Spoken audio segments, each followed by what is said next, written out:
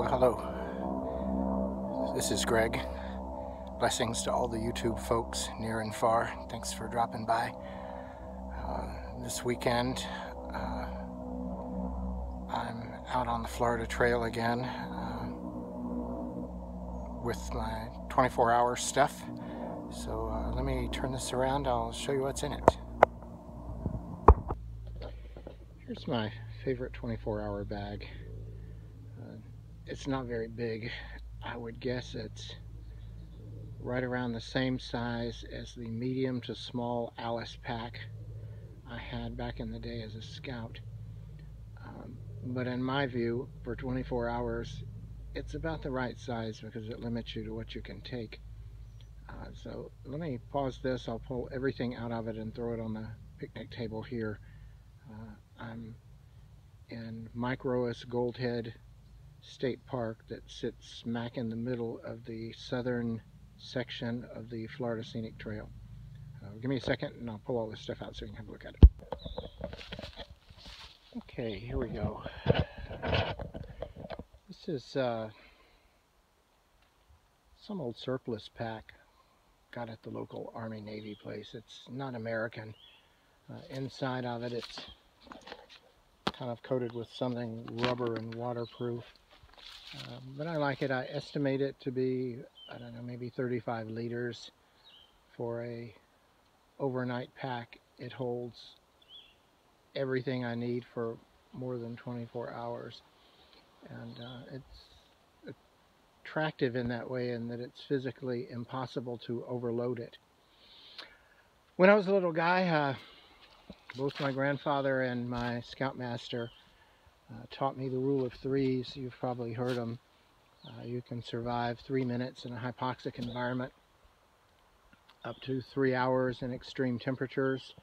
And to us in Florida, since it really doesn't get that hot here in the summer, we're talking protecting against hypothermia. You can survive 3 days without hydration and 3 weeks without nutrition. And for us boys, that was unthinkable, impossible to imagine. So along those lines, in order to protect in the rule of threes, Colonel Evans suggested we needed 5 categories of items that we could take with us away from our home and away from our base of resources. And the first one had to do with our first priority. Given that we were not going to be climbing on 8,000 meter peaks or operating as part of a flight crew above flight level 14, we could go to our first real priority, which was not acquiring oxygen in a hypoxic environment, but protecting ourselves from extreme temperatures. And that meant moderating our core environment. And the core environment was just next to the body and outward. It included our insular layers, primary clothing, wind shells, headgear, out into our choices for various shelters. And the shelter could be something just as simple and elegant as a oilcloth tarp and a ground cloth and wool blankets, to extravagant tent setups, sleeping systems, and those kinds of things. So to moderate the core environment, we needed insular layers and fire. We also needed, in his view, portage or cartage vessels. You can have the best kit in the world, but it's hard to take it out of your house in your arms. You can have the best water source on the planet, and it's difficult to carry it around in your hands. So insular layers, fire, both to purify the water and to keep warm. And then the last 2 categories were fastening tools and edge tools. So let's have a look through these. Our first, my insular layers are these 2 old wool blankets and this oilcloth tarp that's 8 by 10 for my day pack. For my fire kit, it starts up here with my tinderbox that does not go in that leather pouch, but everything else kind of crams in there.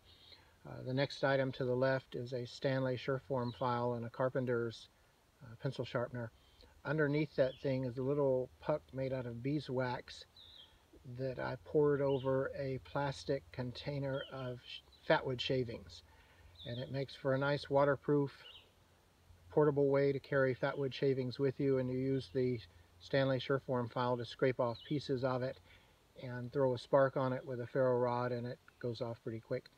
This little brass thing next to it is an old Leon infilled oiler, and I took the lid off and removed the spoon, filled it up with soft hemp rope, soaked it with methyl alcohol spirits, and in a pinch I can pull it out and light it, and the hemp rope acts like a wick for the alcohol, and it'll burn for a couple of hours. It'll heat up your hands. It'll make kind of another alternative to a match, I guess.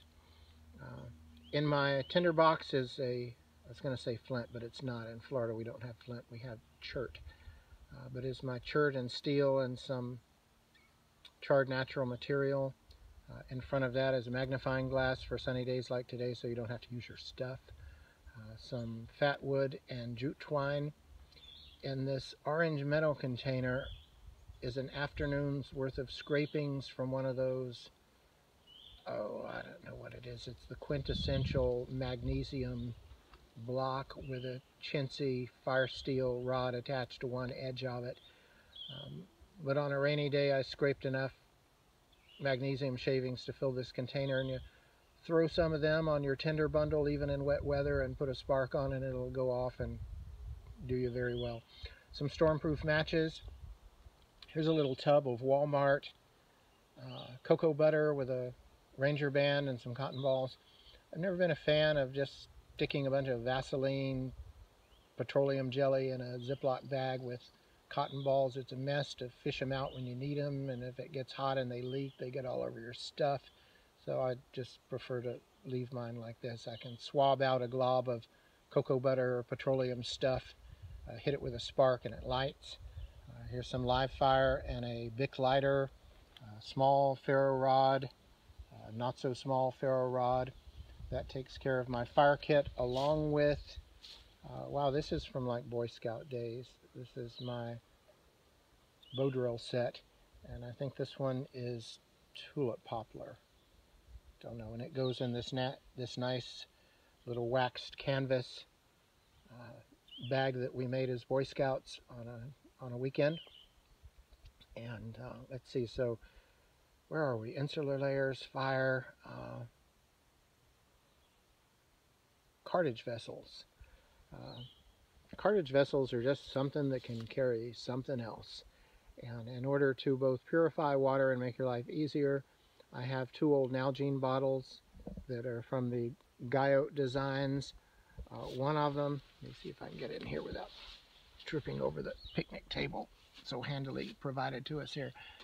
This one is a tapered one that fits into a cheap Stanley cook pot that fits into a Toaks titanium cup, and the combination of them fits nicely into one pocket of my rucksack. And the stainless is nice because you can put it in the fire and boil water. Also have a lid, and that red thing is a cotton shop cloth, kind of like a washcloth in the bathroom, but for the shop. And if the water is very turbid, I can double fold it, put it over the top of the Nalgene bottle, and submerge it, and it will fill more slowly with water, but it will leave out some of the turbid solid particulates and leave the water a little cleaner for me to purify over fire. Let's see, what else do we have? Old Boy Scout compass, map, brass Lensatic compass that was my dad's back from his flying days in World War II. Let me just refresh my memory. What's wrong with me? I used to have a brain. Insular layers and fire, cartage vessels. Our last two categories were fastening tools and edge tools. So for me, my fastening tools have 75 feet of 1,600-pound test mule tape from the farm. These spool things, I think I've heard of them first from Chris Tanner on Prepared Mind, or Brian at what is the name of his channel? Survival on Purpose. I think they're called spool tools, and one of them has heavy bank line, one of them has manila hemp twine, and the other has paracord. And fastening tools can be anything from a nail and something to hammer it in with, to zip ties, Velcro, anything that will attach something to something else. But these four options give me a lot of variety of different ways to make things, attach things. The mule tape is usually my ridge line for my oil tarp because it's not the lightest thing these days. And finally, the last category would be edge tools. And so for my edge tools, I have this 1800s J. Russell cutlery knife with some 1965 do-it-yourself surfboard resin and linen micarta handles. This is my carving kit, except for the light color one on the right. And I don't know where I got that. I think my wife gave it to me. I think all of the rest of these are Frost knives, later Frost Mora. They're well loved, been around for a long time, served me very well, helped me to carve a lot of cups and spoons and bowls and stuff. Also in my cutting tools is this little old Norland double bit saddle cruiser that my grandfather gave me before he passed. My Norland Hudson Bay pattern boy's axe that I've had, well, since 1966, 67. It was a present from my grandfather, much to the chagrin of the women in our house. Also from my scout days, this is a do-it-yourself buck saw that we made. And last, just for good measure, an old pair of leather gloves, some fat wood that I found in the woods. So these are all the things that are in my 24-hour pack, my overnighter pack. The last things that are still in there are a couple of Mountain House meals, some breakfast stuff, oatmeal, grits, hot chocolate, and that kind of thing. This is more than enough for me to be more than comfortable overnight in nearly any situation. They follow kind of Colonel Evans's and my grandfather's rule of threes, and his category of fives, he called them, of things that we needed if we were going to survive and flourish away from our home and our base of resources. And they included insular layers, fire, cartage vessels, fastening tools, and cutting tools. And so that's all my stuff. Also have some navigation stuff. Never go anywhere without a whistle, a signal mirror, my favorite old Lensatic compass from my father, my Boy Scout compass, and some kind of cartage for wherever I'm going. So thanks for stopping by. We'll look for you the next time.